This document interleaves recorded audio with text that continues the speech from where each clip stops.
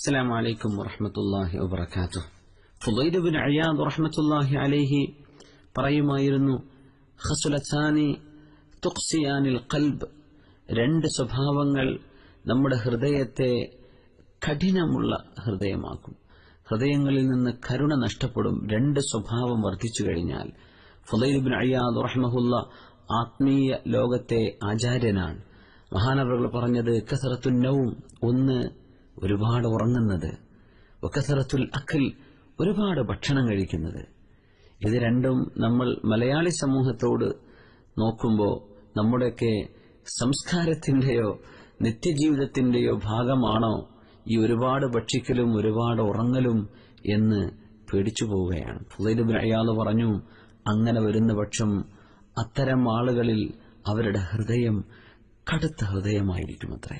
സ്നേഹമില്ലാത്ത, കുടുംബ ബന്ധങ്ങളിൽ ഇണക്കമില്ലാത്ത, സൗഹൃദ ബന്ധങ്ങളിൽ ആത്മാർത്ഥതയില്ലാത്ത, മനുഷ്യൻ മെറ്റീരിയലിസത്തിന്റെ പിന്നാലെ പോകുന്ന, കാശ് മാത്രം മതി, അതിനപ്പുറം ഒരു ജീവിതവുമില്ല എന്ന് ചിന്തിക്കുന്ന തലത്തിലേക്ക് നമ്മുടെ ഹൃദയം മരവിച്ചു പോകുന്നത് ഒരുപാട് ഭക്ഷണം കഴിക്കുമ്പോഴും ഒരുപാട് ഉറങ്ങുമ്പോഴുമാണ് എന്നത്രേ ഫുളൈൽ ഇബ്നു അയാദ് റഹ്മഹുല്ലയുടെ ഈ വചനത്തിനർത്ഥം.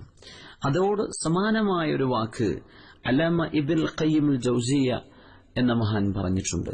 അന്നൗമു യുമീതുൽ ഖൽബ്, ഉറക്കം നമ്മുടെ ഹൃദയത്തെ കൊന്നുകളയും.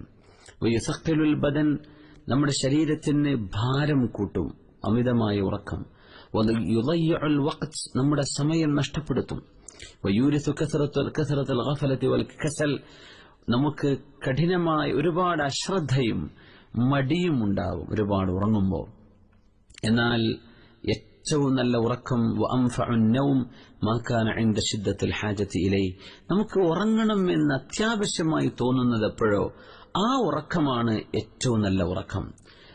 നമ്മൾ രാത്രിയുടെ ആദ്യ ഭാഗം ഉറങ്ങുന്നതാണ് പാതിരയാവോളം ഉറക്കൊഴിച്ചു നിൽക്കുന്നതിനേക്കാളും നല്ലത് എന്നും ഇബ്നുൽ ഖയ്യിം റഹ്മഹുല്ലാ പറഞ്ഞിട്ടുണ്ട്. നമ്മുടെ പണ്ഡിതന്മാർ ഉറക്കത്തിൽ നമുക്ക് കറാഹത്താണ്, നമ്മൾ ഒഴിവാക്കിയാൽ നല്ലതാണ് എന്ന് പറഞ്ഞ ചില സമയങ്ങൾ, അന്നൗമു ബഅദ സ്വലാത്തി സുബ്ഹി വതുലൂഇൽ ഫജ്ർ, നമ്മൾ സുബഹി നിസ്കാരം കഴിഞ്ഞ് സൂര്യൻ ഉദിക്കുന്നത് വരെയുള്ള സമയം, ആ സമയത്ത് കഴിയുന്നതും ഉറങ്ങാതിരിക്കണം. ഒരാൾ ഉറക്കൊഴിച്ച് തളർന്ന് ക്ഷീണിച്ചിരിക്കുകയാണ്, അയാളെക്കുറിച്ചല്ല. സ്വാഭാവികമായും ഉറങ്ങാതെ പിടിച്ചു നിൽക്കാൻ കഴിയുമെങ്കിൽ സുബഹി നിസ്കാരം കഴിഞ്ഞ് സൂര്യോദയത്തിന്റെ നേരം വരേക്കുമുള്ള സമയം നമ്മൾ ഉറങ്ങാതിരിക്കണം. ആ ഉറക്കം കറാഹത്താണെന്നാണ്.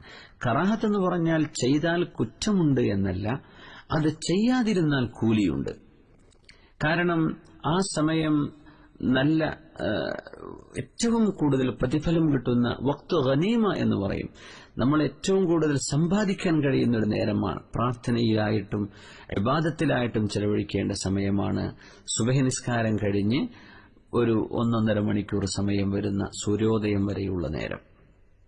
അത് മഹദി ഫാത്തിമ റളിയല്ലാഹു തആല അൻഹ അന്ന് കിടന്നുറങ്ങിയപ്പോൾ, ബീവി അന്ന് അല്പം ക്ഷീണത്തിലായിരുന്നു. തിരുമേനിയുടെ മകൾ ഫാത്തിമത്തു സഹറ റളിയല്ലാഹു അൻഹ തിരുമേനി സ്വല്ലല്ലാഹു അലൈഹി വസല്ലം ചോദിച്ചു, മോളെ, ഈ നേരത്ത് നിങ്ങൾ ഉറങ്ങുകയാണോ?